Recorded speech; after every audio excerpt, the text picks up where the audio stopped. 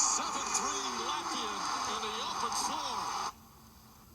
The NBA has become a year-round season, and here to talk about the NBA draft, free agency, and of course, Knicks and Nets from SXM NBA Radio, host of the NBA Today on 4 p.m. till 7 p.m. Monday through Friday. Justin Termine, welcome back, Justin. Great to be here again. All right, going into the draft, I was there at Barclays. You were doing your show across the street. The talk wasn't about the Sixers' first pick. The talk going into the draft was, will the New York Knicks trade Kristaps Porzingis? And they didn't. Why? Yeah, I mean, you talk about what you're supposed to be talking about. All these young players are what we're supposed to be talking about. We're supposed to talk about the Sixers and the Celtics and the Lakers and what they're going to do. We're talking about Kristaps Porzingis. And the reason they didn't trade him is they're asking for way too much, and rightfully so.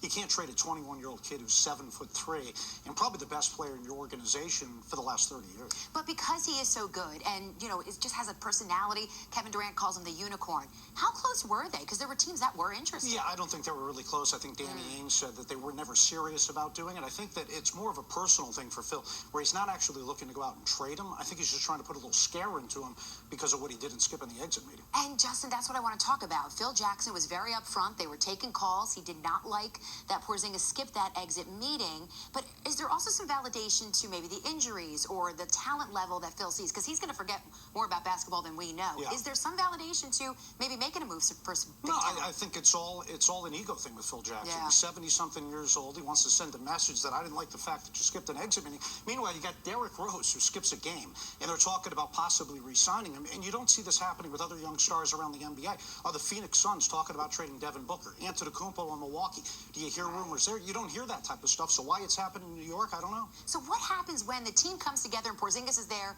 for the opening of training camp? Isn't it awkward? How damaging? I think there will be some awkwardness, and I think the biggest hit the Knicks take is you look around the league. What are free agents thinking right now? What are the rookies thinking right now? You got agents that don't want their players anywhere near the situation because it's toxic. We talk to former players, we talk to current players, we talk to executives, and nobody wants to come and play in New York because of the triangle, because of how meddlesome Phil is, because of how they treat their players. Carmelo Anthony, now Kristaps Porzingis. All right, what happens to Carmelo Anthony?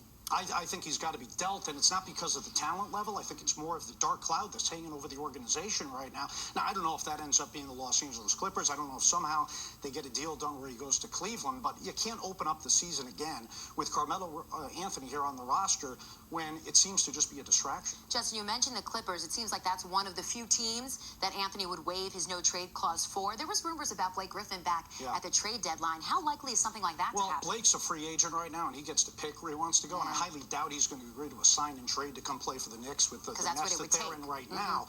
And you have Chris Paul, who's a free agent, Blake, who's a free agent. DeAndre Jordan's not, but I think the plan there for Jerry West is to bring back both those guys, try and trade DeAndre Jordan. That would open up some cap space for next year where they can chase Paul George, who wants to play in LA. They can go after Russell Westbrook, or they could go after LeBron James. Wow, that's a lot of movement. Let's talk about the Knicks draft pick. With number 8, they go with the French point guard, Frank Ntilikina.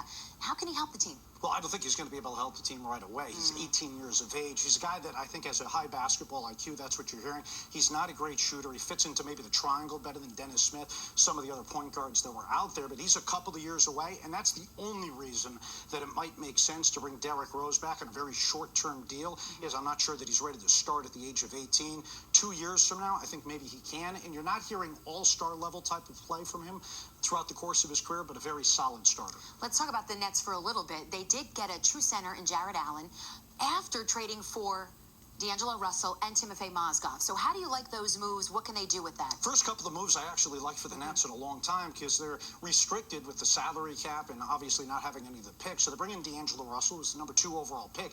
Just a couple of years ago, he's got some real attitude issues from what you hear coming out of Los Angeles. But maybe now this wakes him up a little bit and saying, my career could be very short if I don't get my act together.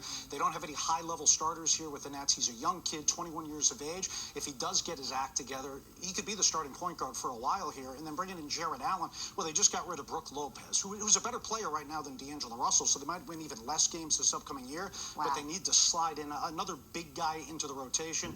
He's a guy that has a lot of athleticism for somebody who's 6'10". Well, Justin, as always, thank you so much for your intel and your basketball IQ. We appreciate you returning to Fox 5 Sports Extra. That's it. That's all I need to do. That's all we need. Wow. We didn't get a chance to fight. Now, next time I'm here, we'll see if Porzingis is still in town. I'm betting he is. You do. Okay, well, we'll hold you to that word. All right, coming up, we turn to football, and Erica Wachter has a story on some equipment that could actually make the game